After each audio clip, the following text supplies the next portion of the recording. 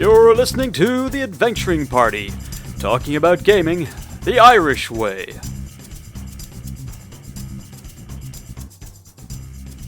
Welcome to the party. I'm Dave. I'm Packing Lord Scarr. And I'm, wait a second, I think I've got one of those. SavageMick. Why are we here? What's going on? Quantum Inventory. That's cleared everything up for me, thank you. Everything's better with the word quantum. Hey, only superseded by AI. But yeah, so this is another, charge at the bull. Cape. I don't know what the term for a single make the bull go under your cape pass is. It's probably in Spanish now. Thinking about it, but it's another shot at the whole problem of RPG inventory and a particular iteration of the solution. The reason I brought it up particularly was because I got another game based on Blades in the Dark, a game called Beam Saber, and it just brought the inventory issue back to me. Should I explain the problem this is solving first, or should I just explain the system or the problem? The problem would help. Okay, so the problem is, and this is how I thought about it, is you'll have your standard D&D style list of stuff. You'll have, you'll go open your player's handbook. You'll say, "Oh, I have 150 starting gold pieces or whatever," and go, "All right, I have to go through this list." And I pick short sword. I pick studded mail armor or whatever, and then you'll start going through the massive list of miscellaneous stuff, and it's all kind of evocative. You'll say, "Oh, I can see why compasses are so expensive," or I can see why, the cool things you can do with ink and the lenses and stuff. But most of that stuff, is meant to be more like treasure or aspirational stuff. But, stuff like but then you'll think, I see there's garlic here. Like, garlic, it's to fight vampires. Cool. I'm going to spend so much of my starting money on garlic, and I have the garlic in my pocket.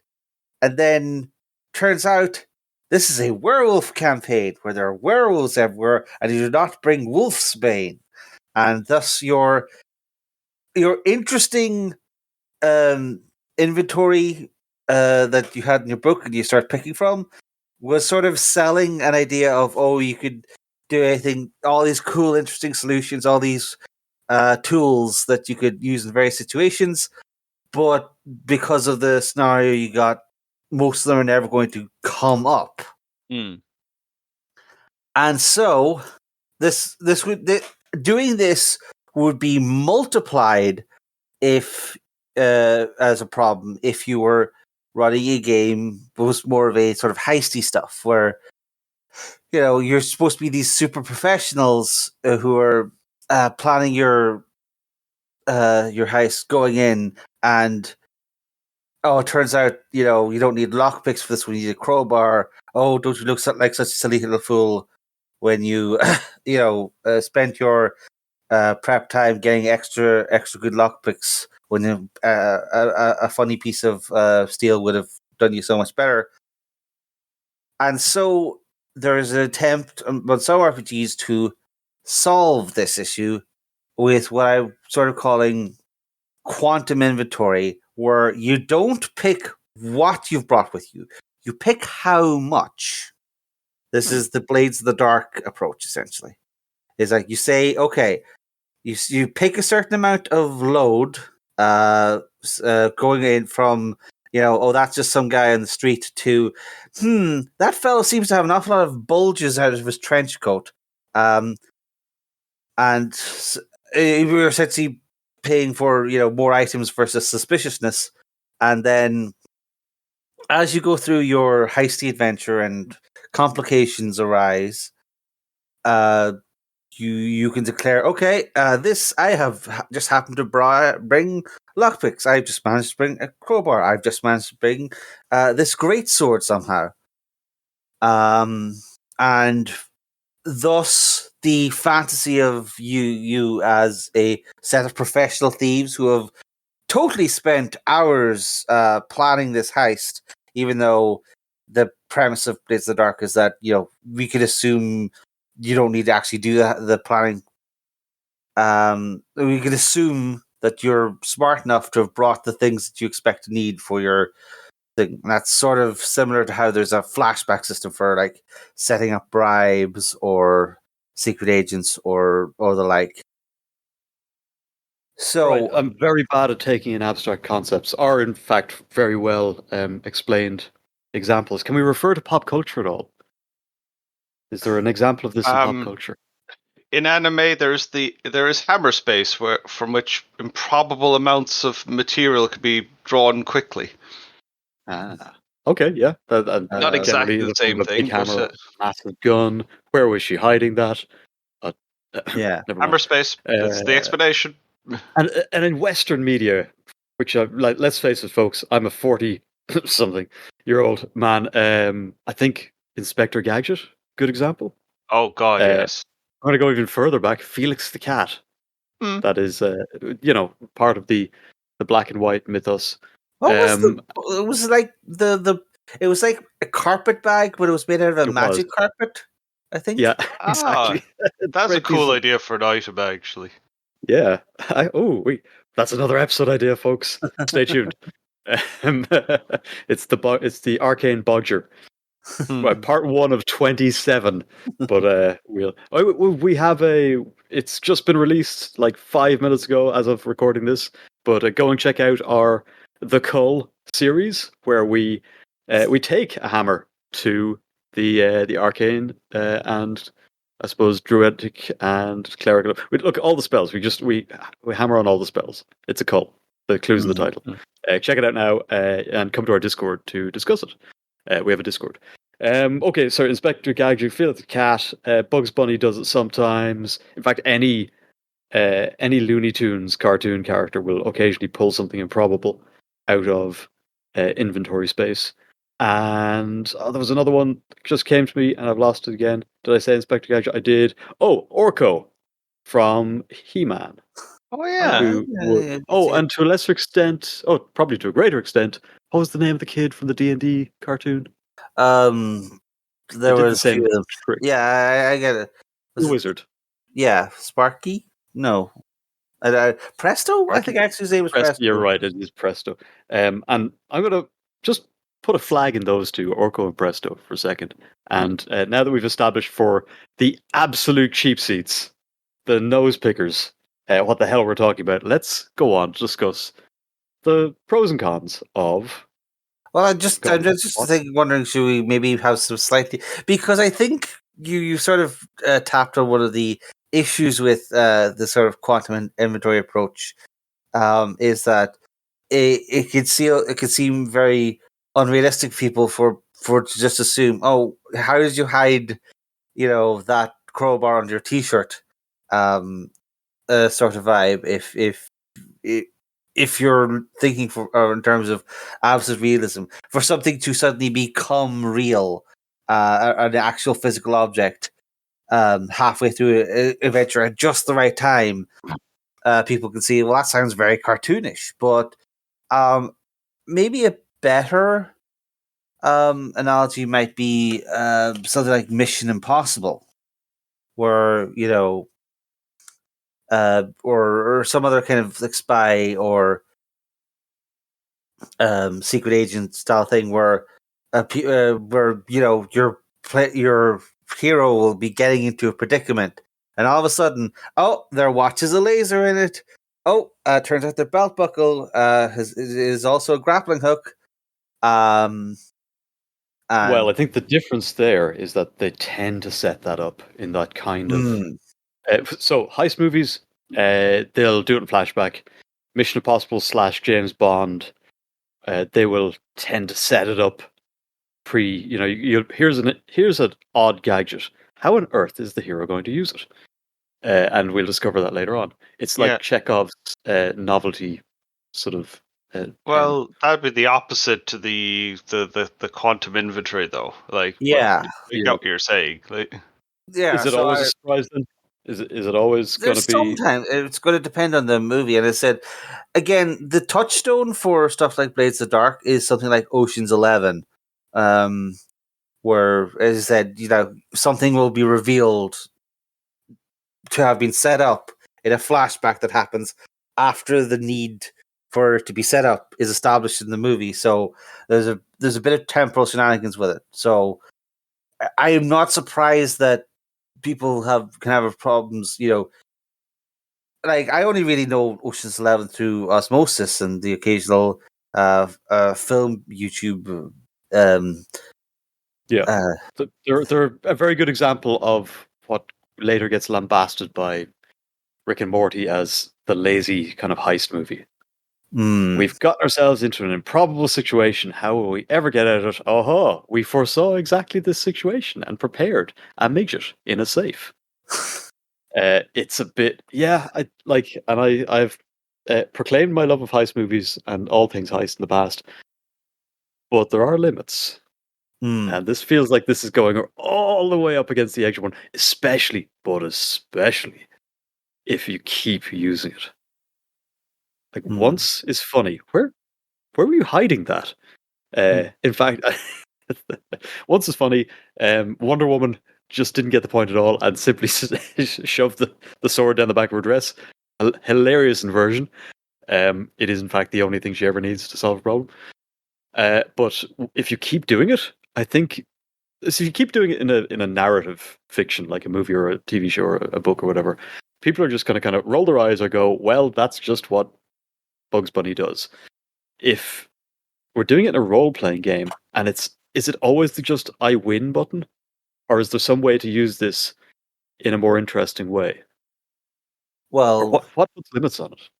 Well, the limit is if we're using Blades of the Dark as our example, where the limit is your load.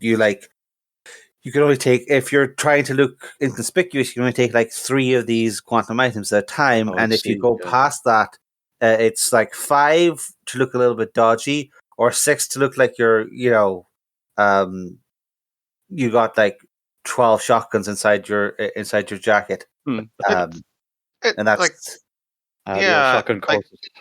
Like any game is going to involve a certain amount of abstraction. So, like, even the simulationist games, by necessity, are not going to be able to model every last element of, say, I don't know, wind speed or calorific consumption or what have you. So, like, like having an abstraction for inventory isn't like that wild. True. No, I get it. So I guess the idea here is that it is a number of items you can reach, or a number of generally sort of quantum state items, which is where the whole term comes from, and they will conform to the task at hand. But you've got a certain amount of uses for this. Almost quasi-magical ability. Yeah, interesting. One of the other things, though, and I think this may be something you overlook if you're just discussing this in passing, is that each playbook has its own specific set of these items. Like, if you're like a breaking and entering person, you'll have one set of equipment. Or if you're a dodgy dealer archetype, you'll have a completely different set. So there'll be like sort of generic list for everyone, and then each playbook, each class will have its own specific list of stuff they can take. So while we can say, "Oh, it's quantum inventory that can turn into whatever you want," the truth is, it's actually relatively limited to what your archetype is. You're not going to be, Superman bringing out a chainsaw or sorry, like you're going to take. You're going to be pulling out things that are appropriate to how you're expected to be solving missions. So it's not like, it's not like where someone just imagines, it would be so great if we had a vial of acid right about now, but there's just like, you're Punchy McPuncherson. Your options are brass knuckles or brasser knuckles. You know, Okay, so you're in this example, you're somewhat limited to what you can pull out of the bag by your defined role. What it would Mhm. make sense for you to have on you. Yeah. Yeah, I can kind of get behind that. I think there's a similar. So a lot of different systems have played with this to some extent. I think Mutants and Masterminds has kind of a science hero power that lets you whip up contraptions from kind of Hmm. what's in your pockets, MacGyver style. Yeah. Uh, I think I'm Savage trying to. Worlds has something not dissimilar either. Yeah, I'm trying to recall. Does Toon, which is kind of as the Toon RPG from Steve Jackson Games, co-designed. Let me see, Jeff D. I'm reading from Wikipedia now. Greg Kostikian, sorry, Greg, and noted industry figure Warren Spector. Different industry though, but Hmm. yes, the assistance from Warren Spector was weighed in on the final design.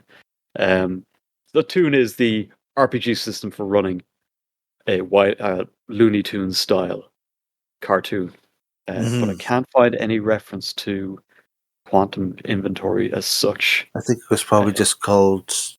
I think it was less Carpet that you bag. carry things as that. Yeah, carpet bag, Hmm. or just like reaching off screen to pull something out of Oh, nowhere. in likelihood, it was one of the shticks, which was Oh yeah, your that's right. character's Just fix it. unusual cartoon-like abilities, such as Hmm. flying or invisibility, or in this case, just having the right tool for the right job. Okay. Yeah. What do we want? Are we in favor? Are we against? Are we unsure? Well, Um, it's just like um, Calm I down, was gentlemen, please. This is a podcast. sorry. I was just saying that there is there have been attempts to put this in type of system into more traditional games, particularly in the OSR space, where Hmm. this kind of inventory, the kind of situation that I described at the start, is more likely to come up because they have this much bigger emphasis on someone having the right tool for a job as opposed to just I've got plus 17 in athletics, I'll just jump over it. So there's an awful lot of more emphasis on inventory management, but at the same time, that throws into stark relief the silly me, I brought werewolf repellent to the harpy den. Oh, silly me, why I use an entire inventory slot on that? Um, so there's this balance between you are a bunch of numpties attempting to get rich off dungeons because it's the only way to get anywhere in this economy, versus you're professionals, you're dungeon delvers. You should know what you're bringing with you for your particular dungeon delve. So again, big that sort of contrast is brought up rather starkly. And there, not every OSR. Obviously, this is what OSR blood feuds are made out of. Is whether anything should be abstracted at all. Is this true gaming? Are we doing true dungeoneering? Yeah.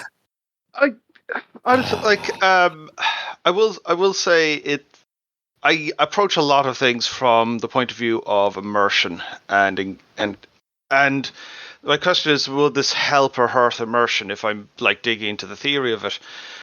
And I was originally going to say oh, this could hurt immersion because it's instead of you have these items, you just are making up items, but not necessarily like it again, an abstraction isn't necessarily a bad thing. It could be, oh, it could help create the idea that this professional has already thought of the item that's needed, and it's somewhat leaning more on character skill more than player skill, which inventory selection, like traditional inventory selection, tends to rely on. Yeah, it's sort of the problem of which immersion break do you want to have? Is it where were you hiding that crowbar versus did you really walk 3 levels down to a dungeon without a crowbar? Like is it more immersion breaking to magically have the item versus doing something like that in hindsight seems really stupid just because the player was distracted during the gear buying phase of this dungeon and didn't think, oh, well, you're probably going to need a crowbar. You know, that's where you lie on the needle of what's immersion breaking is going to be a personal or more like a group thing, and you know, that's probably something you're going to have to think of. But as I say, well, my point what I was trying to get to is that there are some attempts in the OSR general scene to implement this kind of thing, much like there's a move away from, you know, tracking everything in pounds or coins of weight. And using inventory slots instead. There's also a follow-on move to say, well, if you spend like say 100 gold, you can just have one of your inventory slots be supplies, and then at the appropriate time, you can declare my supplies. In this situation, where this handy crowbar, this vial of acid, and it's using up then. Yeah, and then that's used up, and it's using the OSR's reliance on gold as a not only an XP source but also a something to be used in game. It's using that as a way to justify the quantumness as was. It's like the players have chosen to invest their hard-earned treasure into this quantum system, much like they would by buying their armor or their sword or whatever. So that's the justification I see used. But again, it's going to be very much cut and measure as to your group, which I think brings us to the do we like it or not section of this. Yeah, before we go there, let's maybe just look at another couple of examples. I would have said at the start of this, I definitely know which side of this line I fall on. But now that I think about what I've been doing in games over the last while, I think I'm going to be sliding towards it depends. And I think it depends hugely. Some systems definitely support it explicitly. We've talked about a couple of those. But it is something you can kind of work in to a game as long as you are careful. As a GM, you could simply make a statement like, yeah, if you buy X hundred gold worth of gear, then I'm going to be lenient in terms of the sort of the stuff we expected to find at the dungeon is the stuff we packed for. That's fine. It's a bit like when my wife does the packing for a holiday. I kind of go, yeah, that's just, bring the usual stuff. And then I turn up and she's brought the usual stuff. And I'm generally not very surprised. And sometimes there's something that I thought would be in the usual that's missing. And I go, huh. And then I remember I didn't have to pack. And I say, absolutely nothing. Yeah, wise. Yeah, very. I'm a very wise man.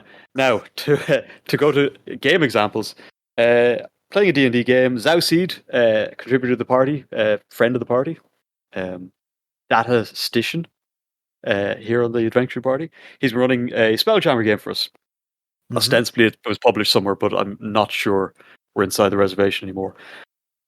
We're on a ship. I have a character who said very early on, right, I've got good rope making skills. I'm going to start on the Great Project and rope in some crew in the downtime. And he went, okay, what is that? And I said, it's a surprise. The Great Project is a big surprise, but it definitely involves rope. I'd bought a load of rope. And he goes, okay. And then we promptly forget about it until we're being chased. At which point my character goes, it is time to reveal the Great Project. And as it turns out, in that moment, when I had a need for something, the Great Project was, in fact, a very, very, very big monkey's paw knot on a very big rope that we could use as a wrecking ball against the other ship. Or maybe my memory might not serve me very well. It could have been a very big net. Either way, it was an example of that quantum inventory we've been talking about. I just realized I've been doing this myself. Now, the Great Project has since been retired because it is a shtick you can really only do once or twice before the GM and all the other players go, oh, give it a rest. But I do think that, there's no explicit support for this sort of thing in D&D, but I invested downtime and a certain amount of that's the character's shtick into doing this, and it worked Cool. because Zausi is a good GM who sort of went, well, he keeps mentioning it. Let's see where this goes. So it's not necessarily a system level thing. It's not necessarily even a tone of the game thing. Sometimes it's just something you can work towards if you're careful, I think. Yeah. Yeah. And there's a scale, like with so many aspects of gaming, it lies on a scale. For example, Low Life 2090. It's a relatively low level, as in street level, cyberpunk game with magic, inspired by Shadowrun, pretty clearly. A D20 system with levels, and most of the time, you're having to be quite careful about what you're buying because gear has restrictions, as in you're not getting military level gear easily, and you have to roll for anything beyond the most common gear. But there are every character gets a few unique features, as in you'll only get a handful of these for over a campaign. And there are two that kind of caught my eye here. Drug Cook, which allows you to spend downtime to make random drugs or toxins, reflecting the ingredients available to you at the time. And there's one called Groundwork, which is a bit more of the Quantum Inventory thing of once per job, when faced with an obstacle, not combat, you may suggest some preparatory groundwork you might have taken to bypass it. If the GM agrees, make a luck check. If successful, the preparation occurred and the GM decides the outcome, including any resource or ability costs. That sounds very... I assumed was Low Life was, I assume, in the middle of the D20 boom. So, 2000... Yeah, sorry, it's a D20 system, but it's more recent, and sorry, I should be clear. It uses D20s. It mechanically, it's an OSR 5e hybrid, I think is the fairest way to describe it. An intriguingly more common occurrence as time marches on. Yeah, I'd say quite a good one, but anyhow. Oh yeah, I'm just saying, if we're going to be seeing this type of stuff, it's going to be in something like, a 5e clone, but with OSR sentimentalities and a weird, unique setting. That does sound like the type of thing we're going to be seeing more of as we march on into the post 5e, pro 5.5e era that we're approaching. And the rest of gaming. So I mentioned Orco and Presto because I think they're a really interesting example that we could perhaps harness for this, of when the quantum inventory jumps through a membrane or a barrier. What's the quantum term for doing something unexpected? Tunneling? Tunneling, yes. Quantum tunneling. And instead of pulling out the crowbar you need, you pull out a balloon animal, which we see all the time with Orko, famously bad magician. Presto, the magic hat or the magic bag or whatever it was, never gave him quite what he needed. However, that's the GM going, here's something else. However, the player would then come up with a use for that item that they weren't expecting that gets them to where they need to be, which is a very boring way of saying then something cool happens. And everyone remembers that time we robbed that bank with nothing but a string of sausages. Had a gun. We had a gun as well. We used the gun mostly. The sausages were a snack. That is actually a very good point, though, is that I think part of the sort of pushback against the quantum inventory is its convenience. It's just particularly if you are in that sort of OSR, your gear matters mindset, and you're saying, well, if you pull out exactly what you want, there's no tension. Whereas, what about I remember back in Ot Diggity, the time, I brought garlic to a werewolf fight, but I managed to convince the werewolves that this was actually wolfsbane, not garlic, and their noses were lying to them because of the wizard they've been dealing with. And the point was that some people are very much going to prefer I brought the wrong thing, let's see what we can do with this experience. And that kind of improv and thinking on your feet is going to be the juice for them. And in that case, you're probably better off with either a normal fixed inventory where people make choices, or some kind of randomized inventory where the point is less to have the right equipment as to inspire action based on it. I'm thinking of one previously reviewed on the Adventure Party game, Into the Odd, which starts off players with sort of randomized equipment to start based on their stats. And if you roll really bad stats, you'll end up with, what people might call combat gear to compensate. But if you rolled well for your stats, you'll get a random smorgasbord of stuff up to including, small angry dog. And some people might prefer to roll high, not for the chance to make saving throws, but the chance to have some absolute nonsense that they can mush together into a solution to their great problems.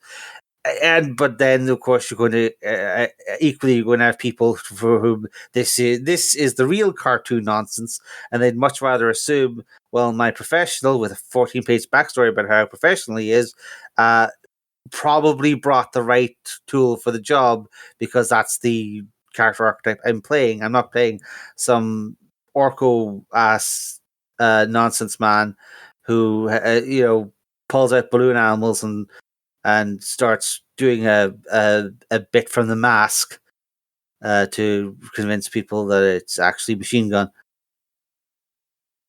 Is there any reason you think that we keep going back to kind of cartoony, zany examples, or we default thinking about this idea in that way? Are we, as you said before, like, are we simply just choosing one sort of immersion break over another? I think there's a lot to be said for this idea that, yes, if you're playing a professional who is on paper a professional of some sort, whatever it is, then I think there's a reasonable expectation that while you, the player, did not remember to bring the bases and acids or whatever required for this piece of biochemistry, well, your biochemist character did. It's just not something they wouldn't do. They also put their pants on. Did anyone ask did anyone ask you to check for that? Some part of this feels like a subset of the high skill diplomancy character played by someone who can't string two words together, like clearly me. I think we do have to make allowances for GMs. Should certainly make allowances for the idea that professionals be ready, yo. Yeah, and I don't know. Like, I feel like there's a bias towards absolute similarity in a vacuum. When we're discussing it on a podcast or on an internet forum, the default bias amongst gamers is to assume we should be simulating everything. But I think that's sort of let's call it a discourse bias, whereas an actual game, we're going to in an actual game situation, we're going to be dealing an awful lot more with feelings of experience as opposed to the cold hard facts and logic of the discourse, as it were. And you run, if you doggedly assume that the internet is right about everything, don't kind of subject, don't worry about it. If you if you just assume that that the simulations approach is going to handle everything simply by how realistic it is, you're going to potentially run into situations where something doesn't feel satisfying. It's just like, oh yeah, we got eaten by the werewolves because we brought garlic. Yeah, that's how it should have gone. That's definitely an experience I signed up for. But yeah, so again, it is unfortunately going to be one of those situations where we're going to say it's going to very much depend on your group and what level of immersion tolerance they have, and where is the immersion break for them, and yeah. Sorry, I didn't mean to end in a wishy-washy manner, but it is one of those things you're going to have to think about. It's just is it maybe as part of your session 0, just watch Ocean's 11 and say, oh, that was a cool heist movie with an interesting gimmick, or if you end up saying, well, that was a load of nonsense, that might help you gauge. Point of order here now. Point of order, gentlemen. Like we've done this a few times too often now. The do it in session 0 has now become the new. You should talk to your players. As far as talking about role play is going, we can't push everything into session 0. It's like, I don't know what it's like. It's like pushing stuff into the past and the future at the same time. Yeah, we'll deal with it tomorrow and a yesterday. magic solution. Yeah, no, but you absolutely nailed something there for me, Scarr. You beat me to the punch on the idea that it's like, well, if not having this thing that you would be reasonably expected to have brings the session to a grinding halt, or a TPK or whatever, then what on earth is the point of reinforcing that? Or enforcing it, in fact? Like, what's the actually interesting dilemma here for the players? It's not, oh, I forgot to pack correctly. It's, can I get out of the situation without the crowbar, without the acid? Is there something else I can do? Do I have something else in my pack I can use? See, the initial kind of statement of this, I worried me that actually this kind of kills inventiveness and creativity. You can bring some of that back by simply throwing out the balloon dog instead of the sledgehammer and see what the players do. But you should, you're going to have to judge your audience in that one. But yeah, I think the idea that you can reach for the tools that get you through the mundane stuff, this only matters when it really matters. Like, is this life or death? Is this actually going to change the fundamental flow of this story or of this player's arc or whatever it is? And that's when it becomes interesting. That's when I suppose you do have to feel it out. But at no point, I mean, it's kind of boring to just say, oh, well, if they didn't bring it, then they can't do the thing. Okay, you better have an alternative solution or route or whatever it is lined up, or at least give them some opportunity to take another route going on there. But yes, it's for me at least, I think you're right in that this isn't any good as a mechanic or as a question to throw the players or as a problem for them if the consequence is we just bring the game to a grinding halt. Yeah. Like this sentence. Yeah, we're we're trying to get into that situation where the quantum inventory enables problem solving as opposed to in fact, I think it's a good tool for this. It's a good tool for the player who wants to feel like their immersion is, I'm prepared, I'm a professional. It's a good tool for the player who wants to pull out just the right thing at the right time and come up with the perfectly action cool, Mission Impossible high style scene. And it's a great tool for the player who kind of wants to subvert things a little bit. Thinks Orko's kind of cool. He's kind of cool.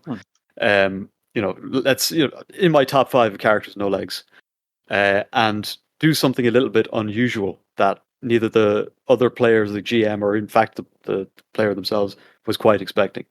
Maybe it's just for a laugh. Maybe it's because it's usually just for a laugh.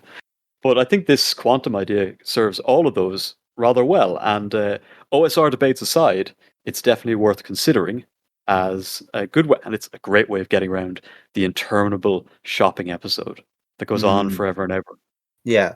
I think that is possibly one of the major things that, much like how Blades in the Dark wanted to bypass the hours of planning of the average group, they also, I think, wanted to avoid shopping. And yeah, unless it's for drugs. Well, most of the time you're selling the drugs, not. Anyway, the Adventure Party do not endorse any sort of illicit activity except for at the table. You really shouldn't be endorsing anything that Blades in the Dark characters do. They're horrible people. We do a lot of things. We don't endorse any of them. Let's just be very clear about that. Where's that cigar? Ixnay on the crimes, eh? Yeah. Yes, we're very no criming, folks. I'm so glad we arrived at that important point. It's right. What do we? Anything else? I've said my bit. I think I've come down on. I like this. I like its versatility. I'm done. Anything else? You guys. Yeah, I could see the more simulationist inclined players seeing it as something of a shortcut to get the same feeling. Where, as far where they could see it as if you're actually planning and doing, say, the research in character, as in figuring out what your opposition is going to be like, then they would argue, I'd say, that would be a more satisfying experience. But again, that's points of view. Yeah, and this is one of the things. Like, if you're the type who really does love the planning or the shopping episodes, then don't play Blades in the Dark, I would assume. But yeah, like, for me, I think one of the more interesting things of these kinds of systems is when they come with the cost of limitation. Like, as I said, with Blades of the Dark, like you only have a certain number of these items versus your suspiciousness, which is very important in a crime simulator game. And you have your limited selection based on your playbook, so it's not just a reach into my magic bag and pull out or whatever. It is tied to the fiction and the situation that the characters are in. And then you have other ones where you're spending large amounts of gold to be prepared, or you're using up very valuable slots which could be used for like weapons or armor or treasure, and you have an entire slot which is just this bundle of stuff, and you reach in and it's just a crowbar. You're still paying in some way. That's why you've systematized this rather than just going, can we just assume that my character has a crowbar in their pants? You've by making this a system, you have put appropriate restrictions on it to mean that it's not just a brainless thing. And I think that's what, if someone hears about this in abstract, they think, oh, they can just pull out whatever they want. That's nonsense. That's Looney Tunes. But if it has interesting restrictions and that are systematized and mechanical, then it becomes really interesting. Because then it allows interesting choices. Sorry for cutting across you. Oh no, absolutely. The point is choice. You only have a certain number of these quantum inventory items, and if you choose it to be a crowbar, can't be garlic. So you're retaining this opportunity cost element, but missing the feeling like a fool element versus the element was what you want. Is just like the aha moment where someone thinks of something cool they can do with their item, and they just happen to have the item there at the time.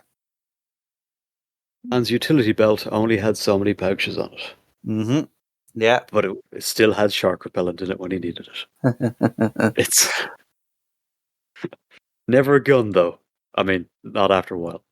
But that utility belt, maybe we should just put a gun on there. That solves a lot of problems. I'm Batman. MacGyver, the other touchstone, of course. We're done. Are we done? We're done. This was a good episode. I hope you enjoyed this, folks. Join the Discord. Join the Discord. Take us out. I just happen to have the perfect ending right here. It turns out this party's over. Thank you for listening to The Adventuring Party. If you'd like to leave us a voicemail, you can head on over to SpeakPipe and drop us a line. Or you can join us on our Discord server, where we keep the party going after hours. Otherwise, you can find us on Facebook, YouTube, Spotify, Twitter, or you can email the hosts at party@theadventuringparty.net. The Adventuring Party is released under a Creative Commons Attribution Non-Commercial Share-alike version 3 license, but you probably knew that already. We hope you enjoyed the episode and look forward to seeing you back here next week. Goodbye.